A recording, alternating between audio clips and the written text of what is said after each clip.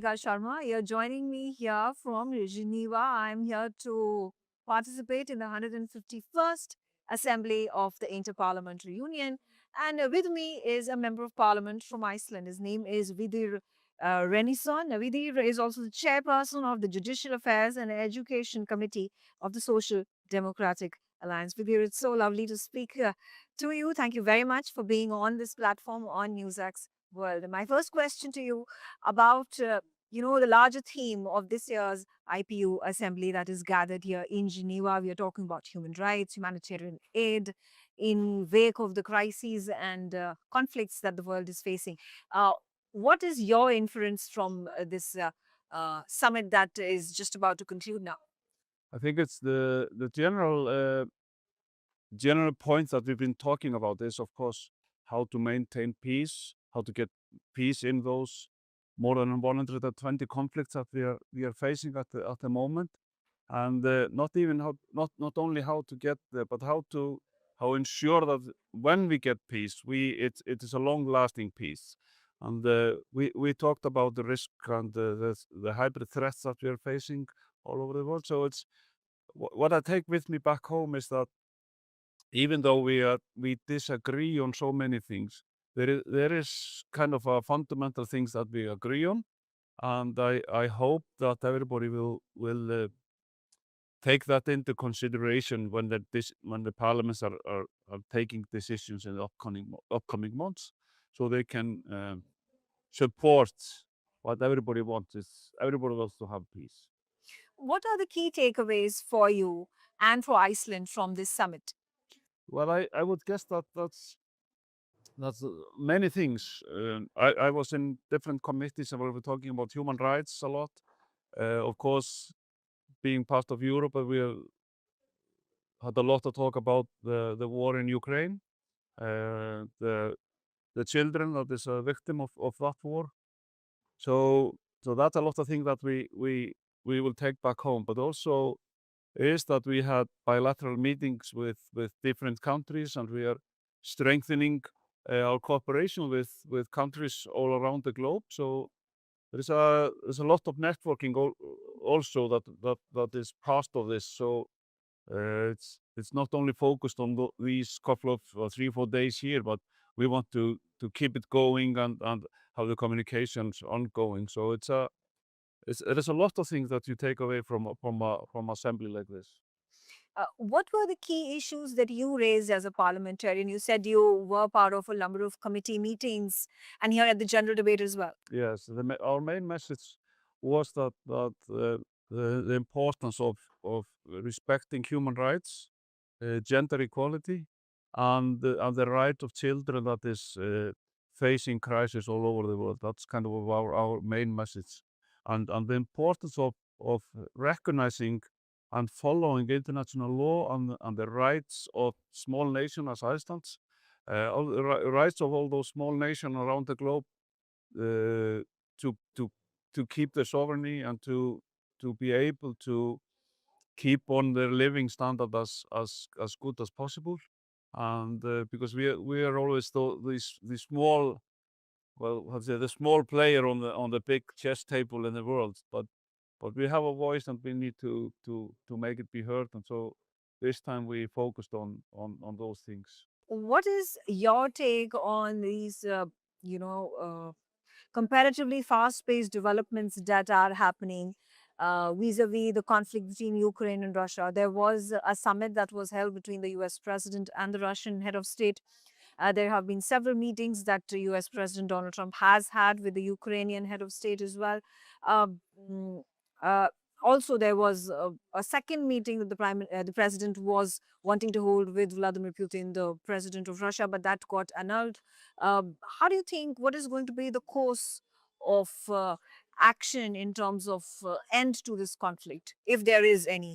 Well, there has to be end to this conflict and end to this war, and there is only one person who can stop this. That's the president of Russia, that's Vladimir Putin, and he has all the opportunities to stop this war, and there is no other way than this must come to an end. Ukraine is supported by their friends and in Europe and in many places, and it will be so as long as it takes. But the most important thing is now that Russia stopped the aggression to Ukraine. I also want to discuss with you a very popular subject across the globe on all platforms, even at the IPU. We're talking about artificial intelligence. There are risks as well, there are advantages as well. How does Iceland view it adopting artificial intelligence, whether it is governance or in within the country, in various businesses, in various fields?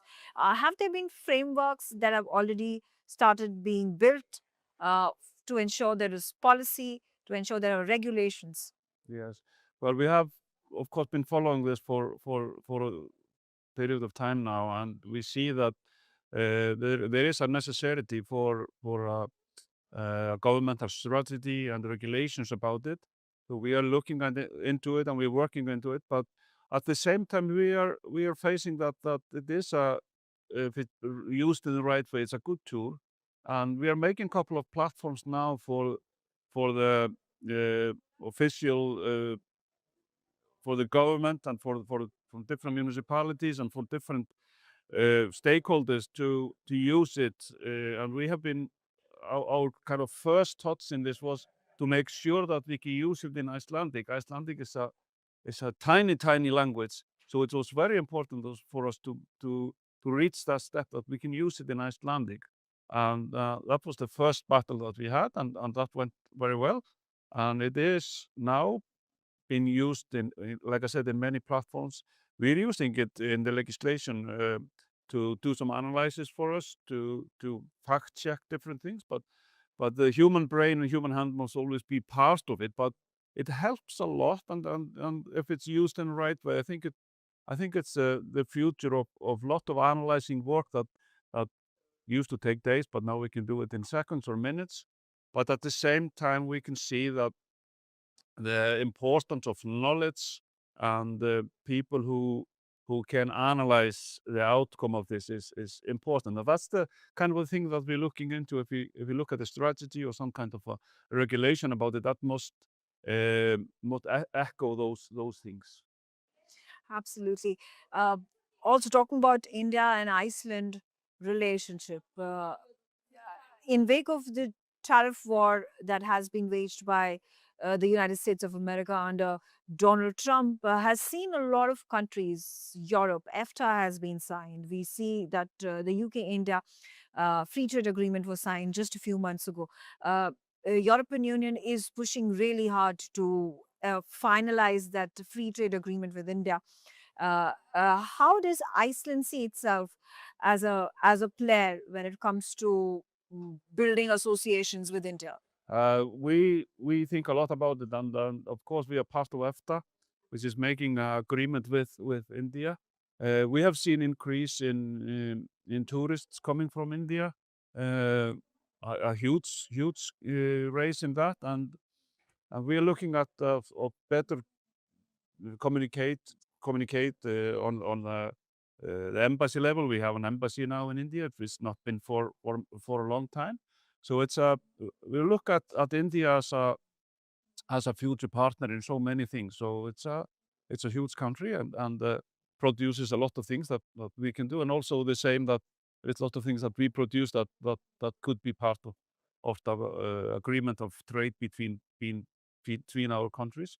Sometimes there has been talk about if there is some airlines that want to have direct flight. There is no direct flight at the moment, but it comes and goes about if that's a possibility, which would both be the opportunity for more tourists in both direction, and also then more import and export of goods related to that. So there's a lot of opportunities, and I think we should keep an open mind in cooperation of those two countries.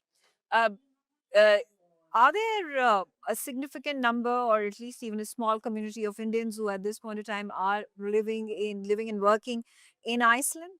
There is a small community in living and working in Iceland. It has become adopted very well to Iceland, and is I think they're doing quite well, and a good add to society. Of course, there's different working in different sector. We have in the tourist industry, we have some people, and also we have Indian restaurants, and the Indian culture is very welcomed, I would say.